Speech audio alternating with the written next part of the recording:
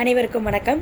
This is Soumya here from A to Z Astro Infinity Stream YouTube channel. இன்னைக்கு day 3. இன்றைக்கி ஒரு சூப்பர்பான video கண்டென்ட்டோடு தான் உங்களை பார்க்குறக்கு வந்திருக்கேன். இப்போல்லாம் பார்த்தீங்கன்னா எல்லாருக்குமே வேர்ல்டில் இருக்க எல்லாருக்குமே ஒரு பெரிய பிரச்சனை என்னென்னா, எந்த விஷயம் எடுத்துக்கிட்டாலும் தடை, தாமதம், மனதைரியம் இல்லை, மன நிம்மதி இல்லை. இது தாங்க எல்லாருமே சொல்கிறாங்க. நம்மளை தேடி வர கிளைண்ட்டாக இருக்கட்டும், நம்ம ஃப்ரெண்ட்ஸாக இருக்கட்டும், ஏன் நம்ம பக்கத்து வீடாக இருக்கட்டும், இல்லை நம்ம டெய்லி ஃபேஸ் பண்ணக்கூடிய நம்மளுடைய சொந்தங்கள் உறவுகளாக இருக்கட்டும், ஏதோ ஒரு விஷயத்தில் அவங்களுக்கு தடையும் இல்லை, தடையாக இல்லை எனக்கு அது நடக்குது ஆனால் ரொம்ப தாமதமாகுது அப்படிங்கிற ஒரு சொல்லும், அதனால் எனக்கு மன நிம்மதி இல்லை, அதை ஃபேஸ் பண்ணக்கூடிய மன தைரியம் இல்லை, இப்படிங்கிறது தாங்க எல்லாருமே நம்மக்கிட்ட சொல்கிறாங்க. ஸோ அது ரிலேட்டடாக அதுக்கு ஒரு சொல்யூஷனோடவும் சூப்பர்பான ஐடியாவோட தான் இன்றைக்கி உங்களை பார்க்கறதுக்காக வந்திருக்கேன். ஸோ நம்ம எல்லாருக்குமே தெரியும், ஒவ்வொரு கடவுளோட அவதாரமும் ஒவ்வொரு காரணத்திற்காக தான் நடந்துச்சு அப்படின்னு சொல்லிட்டு. ஒவ்வொரு கடவுளோட அவதாரத்திற்கு பின்னாடியும் ஒரு சூப்பர்பான ஃப்ளாஷ்பேக் இருக்கும். ஆனால் இன்றைக்கி நம்ம பார்க்கக்கூடிய கடவுள், இன்றைக்கி நம்ம பார்க்கக்கூடிய சாமி வந்துட்டு எல்லாருமே அவங்களுடைய டெய்லி லைஃப்பில் தினமுமே கண்டிப்பாக வணங்கக்கூடிய ஒரு தெய்வமாக இருக்கிறத பற்றி தான் நம்ம பார்க்க போகிறோம். அது வேறு யாருமே இல்லைங்க, த மோஸ்ட் பவர்ஃபுல் காடாக எல்லோரும் ஃபீல் பண்ணக்கூடிய ஸ்ரீ நரசிம்மரை பற்றி தாங்க. எல்லா கடவுளுக்கும் ஒரு அவதாரத்திற்குண்டான ஃப்ளாஷ்பேக் இருக்கிற மாதிரி நரசிம்மர் பார்த்திங்கன்னா ஒரு 5 வயது குழந்தையுடைய மிகுந்த பக்தி, அந்த பக்தனுக்காகவே உருவெடுத்த ஒரு அவதாரமாக தாங்க இருந்துச்சு. உங்கள் எல்லாருக்குமே தசாவதாரத்தில் நரசிம்ம அவதாரத்துடைய கதைகள் தெரிஞ்சிருக்கும். பக்த பிரகலாதனுக்காக அந்த குழந்தை, தன் பிஞ்சு வாயால் அந்த மழலை சொல்லால் நாராயணான் கூப்பிட்ட அந்த பக்திக்காக உருவெடுத்த ஒரு அற்புதமான அவதாரம் தான் நரசிம்ம அவதாரம். நம்ம எல்லாமே நரசிம்மரை ஒரு உக்ர ரூபமாக பார்க்குறோம். அவர் ஒரு உக்ர ரூபமாக உருவெடுத்ததே அந்த குழந்தையை நாராயணான்னு கூப்பிட்ட அந்த குழந்தைய எவ்வளோ தூரம் அழிக்க முடியுங்கிறதுக்காக தன் தந்தையே தன் தாய் கையாலேயே விஷத்தை கொடுத்து வருக வைக்கும் நிலைமைக்கு கூட தள்ளப்பட்டாருங்கிற அந்த கோபத்தில் தான் ஒரு உக்ரமான ஒரு வழியோ. அதற்கு பின்னாடி அந்த கருணை முகமான நரசிம்மர் பற்றி நிறைய பேருக்கு தெரியாதுங்க. நரசிம்மர் கிட்ட ஒரு பெரிய ஸ்பெஷல் என்ன தெரியுங்களா? நாளை என்பதும் நரசிம்மரிடம் இல்லை, இல்லை என்பதும் நரசிம்மரிடம் இல்லை அப்படிங்கிறத நம்ம கேள்விப்பட்டிருப்போம். நீங்கள் எது கேட்டாலும், நீங்கள் ஒரு சிறந்த பக்தனாக இருந்து மனமுருகி இருக்கரம் கூப்பி அவரை பிரார்த்தித்து நீங்கள் எந்த கோரிக்கையை கேட்டாலும் இல்லைங்கிற சொல்லோ, இல்லை போய் நாளை வா அப்படிங்கிற சொல்லோ அவர் சொல்லவே மாட்டாருங்க. நீங்கள் கேட்ட அடுத்த நொடியே உங்களுக்கு கொடுக்கக்கூடிய ஒரு மிகச்சிறந்த ஒரு உயரிய அவதாரமான கடவுள் தான் நரசிம்ம அவதாரங்க. பெருமாளுடைய தசாவதாரங்கள்லேயே ரொம்ப பெருமையாக போற்றி நம்ம சொல்லக்கூடிய ஒரு அவதாரமாக நரசிம்ம அவதாரம் இருக்குங்க. ஸோ அப்படிப்பட்ட நரசிம்ம அவதாரத்தை பற்றி நான் உங்களுக்கு சொல்லாமல் ஒரு சின்ன ஸ்டோரி உங்களுக்கு நான் சொல்லணும் அப்படின்னு ஆசைப்படுறேங்க. நான் இது கேள்விப்பட்ட ஒரு ஸ்டோரி.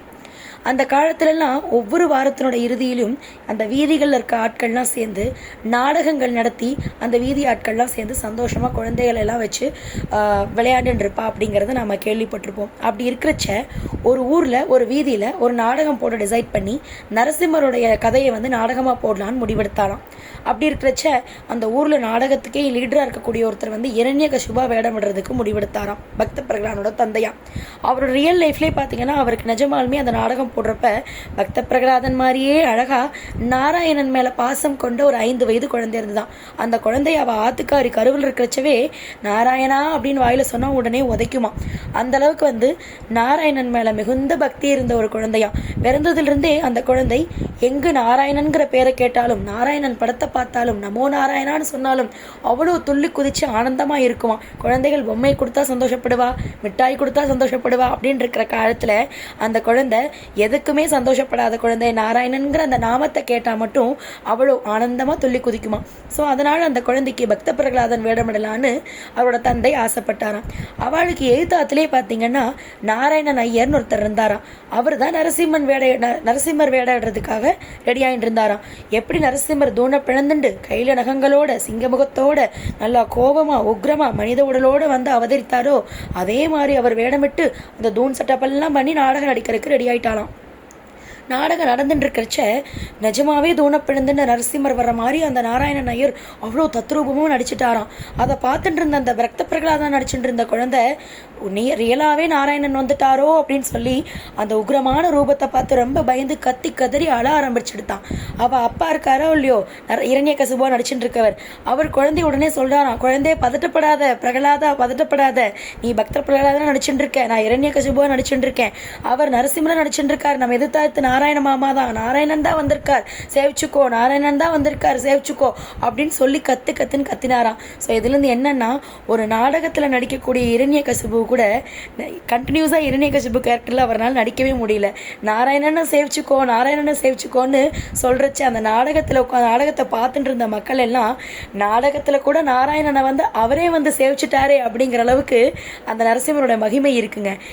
இந்த கதையை கேட்டப்போ எனக்கே ரொம்ப பிரம்மாண்டமாக இருந்தது. தன்னையே அறியாமல் அவரே தன் வாயால் நாராயணனை சேவிச்சுக்கோன்னு சொல்ல வச்சார் பார்த்தீங்களா, அதுதான் அந்த நரசிம்மர். அதனால தான் என்ன சொல்ல வர்றேன் அப்படின்னா, அவங்களோட வாழ்க்கையில் எவ்வளோ ஒரு கஷ்டம் இருந்தாலும் சரி, எதற்காக தடை இருந்தாலும் சரி, எதற்காக தாமதம் இருந்தாலும் சரி, எல்லாமே நடக்குங்க. நடக்கிறதுக்குண்டான காலம் வரப்போ நிச்சயமாக நடக்கும். அது வரைக்கும் நீங்கள் யாரும் பதட்டப்படாமல், உங்களோட நிம்மதியை லாஸ் பண்ணாமல், ஒரு மன தைரியம் இல்லாமல் ஃபெட்டப் ஆகி உட்காரவே வேண்டியது கிடையாது. எல்லாமே நடக்கிற வரைக்கும் நம்ம பேஷன்ஸாக பொறுமையாக இருந்து நம்ம கண்டிப்பாக நம்ம லைஃப்பில் அதை அச்சீவ் பண்ணுவோம் அப்படிங்கிறதுல எந்த சேஞ்சஸும் கிடையாது. அந்த தைரியத்தை வர வைக்கிறதுக்காக தான் இன்றைக்கி உங்ககிட்ட ஒரு ஸ்லோகத்தோடு வந்திருக்கேன். நரசிம்மருக்கு பார்த்தீங்க அப்படின்னா நிறைய ஸ்லோகங்கள் இருக்குது. நம்ம எல்லாத்தையும் சொல்லாட்டி பரவாயில்ல, ஒரு மிகப்பெரிய பவர்ஃபுல்லான ஸ்லோகத்தை இன்றைக்கி நான் உங்களுக்கு கொண்டு வந்திருக்கேன். இந்த ஸ்லோகத்தை தினசரி காலையிலையும் மாலையிலையும் 11 தடவை சொல்லி மனசார மனமுருகி ஒரு மிகுந்த பக்தியுடன் நம்பிக்கையுடன் நீங்கள் சொல்லிட்டே வந்தீங்கன்னா நிச்சயமாக நரசிம்மர் உங்களை என்றைக்குமே கைவிட மாட்டாருங்க. இதை நீங்கள் சொன்ன அடுத்த நிமிடமே உங்களுக்கு லைஃப்பில் ஒரு பெரிய மாற்றத்தை நீங்கள் சந்திப்பீங்க அப்படிங்கிறதுல எந்தவித சேஞ்சஸும் கிடையாது. இதை நான் அனுபவித்து பலருக்கு நான் சொல்லி கண்கூட அவங்க என்னால் இப்போ சில விஷயங்களை ஃபேஸ் பண்ண முடியுது, எனக்கு ஒரு தைரியம் வந்திருக்கு, தெம்பு வந்திருக்குன்னு சொல்கிறத கேட்குறப்ப உண்மையிலே எனக்கு மனம் குளிர்ந்து நான் நரசிம்மருக்கு தினமுமே அதற்காக நன்றி சொல்லிட்டுருக்கேன். ஏன்னா நிஜமாக நம்மளோட லைஃப்பில் நம்மக்கிட்ட பிரச்சனைன்னு தேடி வர்றவங்களுக்கு நம்ம சொல்யூஷன் கொடுத்து அவங்க அதனால் பயனடைகிறத நம்ம கேட்கும்போது அதை விட ஒரு மிகுந்த மகிழ்ச்சி எதுவுமே இல்லைங்க. நரசிம்மர் கூட அப்படித்தான், தன்னை தேடி வர்ற பக்தர்களுக்கு சொல்யூஷன் கொடுத்து அவங்கள சால்வ் பண்ணி நல்லா சந்தோஷமாக வச்சுப்பாருங்க. ஸோ அது என்ன மந்திரங்கிறத சொல்கிறேன். அந்த மந்திரத்தை நீங்கள் வீடியோவை பாஸ் பண்ணி கேட்டு அதை எழுதி வச்சுட்டு தினமும் காலையும் மாலையும் 11 முறை சொல்லிட்டே வாங்க. மிகப்பெரிய மாற்றத்தை நீங்கள் கண்டிப்பாக பார்ப்பீங்க. அப்படி பார்க்குறவங்க நம்மளுடைய கமெண்ட் செக்ஷனில் ஜெய் நரசிம்மான்னு என்னைக்கா இருந்தாலும் நீங்கள் கமெண்ட் பண்ணணும். நான் கண்டிப்பாக வெயிட் பண்ணிகிட்டே இருப்பேன், ஆவலுடன் எதிர்பார்த்து கொண்டிருப்பேன். இப்போ மந்திரத்துக்குள்ளே போகலாமா? மந்திரம் சொல்கிறேன், நல்லா நோட் பண்ணிக்கோங்க. உக்ரம் வீரம் மகாவிஷ்ணும் ஜ்வலந்தம் சர்வதோமுகம் நரசிம்மம் பீஷணம் பத்ரம் மிருத்யோர் நமாம்யகம். மீண்டும் சொல்கிறேன், நீங்கள் பாஸ் பண்ணி நோட் பண்ணிக்கோங்க. உக்ரம் வீரம் மகாவிஷ்ணும் ஜ்வலந்தம் சர்வதோமுகம் நரசிம்மம் பீஷணம் பத்ரம் மிருத்யோர் நமாம்யகம். உக்ரம் வீரம் மகாவிஷ்ணும் ஜ்வலந்தம் சர்வதோமுகம் நரசிம்மம் பீஷணம் பத்ரம் மிருத்யோர் நமாம்யகம். இது உண்மையிலே சொல்கிறப்பவேங்க எனக்கு மனம் ஒரு மாதிரி ஒரு நல்ல ஒரு ஆன்மீக நிலை அடையுது அப்படிங்கிறத உங்ககிட்ட நான் ரொம்ப மனப்பூர்வமாக உங்ககிட்ட நான் இதை ஷேர் பண்ணிக்கிறேன். உண்மையிலே ஒரு பவர்ஃபுல்லான மந்திரங்க. என்ன அப்படின்னா, உக்ரம் ரொம்ப கோபமாகவும் கருணையுடனும் ரெண்டும் கலந்த முகம் கொண்ட நரசிம்மரை நான் பிரார்த்திக்கிறேன். எல்லா இடத்திலும் சகலத்திலும் அவர் நிறைந்திருப்பார், எங்கும் இருப்பார் இல்லையா? நம்ம படிச்சிருக்கோம்ல, தூணிலும் இருப்பார் துறம்பிலும் இருப்பார், நம்ம நிறைய இடத்துல கேள்விப்பட்டிருப்போம். அவர் எங்கும் இருப்பார், சகலத்திலும் இருப்பவர். மரணத்திற்கே மரண பயம் காட்டக்கூடியவரை நான் வணங்குகிறேன்னு சொல்கிறாங்க. அதாவது ஒரு மனுஷனுக்கு கடைசி கட்டமாக இருக்கக்கூடிய சோதனை என்னன்னா மரணம் தான். அதுக்கப்புறம் அவனோட வாழ்க்கையில் அவன் எதையுமே ஃபேஸே பண்ண முடியாது. ஆனால் அந்த மரணத்திற்கே, தன் பக்தனை தேடி வரும் மரணத்திற்கே மரண பயத்தை காட்டக்கூடிய ஒரு கடவுள் யார் அப்படின்னா நரசிம்மர் தாங்க.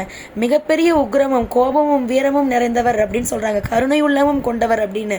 அவரோட ஃபேஸ் மட்டும்தான் அவருக்கு உக்ரமாக இருக்கும். மற்றபடி பார்த்தீங்கன்னா அவருடைய சாந்த குணம் நமக்கு தெரியவே தெரியாது. நாம் மனமுருகி அவர்கிட்ட கண்ணீர் விட்டுட்டோம் அப்படின்னா நம்ம கண்ணீருக்கு அவர் கண்டிப்பாக சொல்யூஷன் கொடுப்பாருங்க. இவ்வளோ தூரம் சொல்லியிருக்கேன் இந்த மந்திரத்தை. அதே மாதிரி உங்களுக்கு சில டவுட்ஸ் வரும், நான் ஆண் சொல்லலாமா பெண் சொல்லலாமா, அந்த நாளில் சொல்லலாமா இந்த நாளில், எந்த நாள் நீங்கள் எந்த நிலைமையில் இருந்தாலும், ஆணாக இருந்தாலும் பெண்ணாக இருந்தாலும், சிறு குழந்தை முதல் வயசானவர்கள் வரை உங்களுக்கு கஷ்டம்னு என்னைக்கு வந்தாலும், நீங்கள் எந்த நிலையில் இருந்தாலும் எங்கே இருந்தாலும், நான் ஆஃபீஸ் போயிட்டுருக்கேன், நான் வரைக்கும் 8 மணி ஆகும் 10 மணி ஆகும், வீட்டில் விளக்கேற்றி தான் சொல்லணுமா, இந்த ஸ்லோகத்தை உங்களுக்கு கஷ்டம் வர நேரத்தில் நீங்கள் எந்த இடத்துல நின்றுருந்தாலும் கண்ணை மூடி அந்த இடத்துல மனசார நரசிம்மரை நினைச்சு இந்த ஸ்லோகத்தை சொன்னீங்கன்னா நீங்கள் சொல்லி முடிச்சு அந்த நிமிஷமே நீங்கள் என்ன கஷ்டத்தில் இருந்தீங்களோ அதுலேருந்து உங்களால் கண்டிப்பாக வெளியில் வர முடியும். அதில் எந்த சேஞ்சஸும் கிடையாது. இதை யாருனாலும் சொல்லலாம். நரசிம்மர் எங்கும் சகலத்திலும் நிறைந்திருப்பவர், அவர் இங்கே தான் இருப்பார் அப்படிங்கிறது கிடையவே கிடையாது. ஸோ நிச்சயமாக இந்த ஸ்லோகத்தை சொல்லி உங்களுக்கான மன நிம்மதியும் மனதைரியத்தையும் பயத்தையும் போக்கி நீங்கள் கண்டிப்பாக லைஃப்பில் நீங்கள் நினச்சதை சக்ஸஸ்ஃபுல்லாக அட்டைன் பண்ணணும்னு சொல்லிட்டு நம்மளுடைய இந்த வீடியோ உங்களுக்கு பிடிச்சிருந்துச்சு அப்படின்னா லைக் பண்ணிக்கோங்க, எல்லாத்துக்கும் ஃப்ரெண்ட்ஸ் அண்ட் ஃபேமிலிக்கு ஷேர் பண்ணுங்கள், சப்ஸ்கிரைப் பண்ணுங்கள், ஃபாலோ பண்ணுங்கள். For more updates please do follow my channel continuously. Daily உங்களுக்கு சூப்பர்பான டிப்ஸ் அண்ட் வீடியோஸோடு நான் உங்களை சந்திச்சுக்கிட்டே இருப்பேன். until then it is bye from Soumya here from Astro A to Z Astro Infinity Stream YouTube channel. Thank you. நன்றி.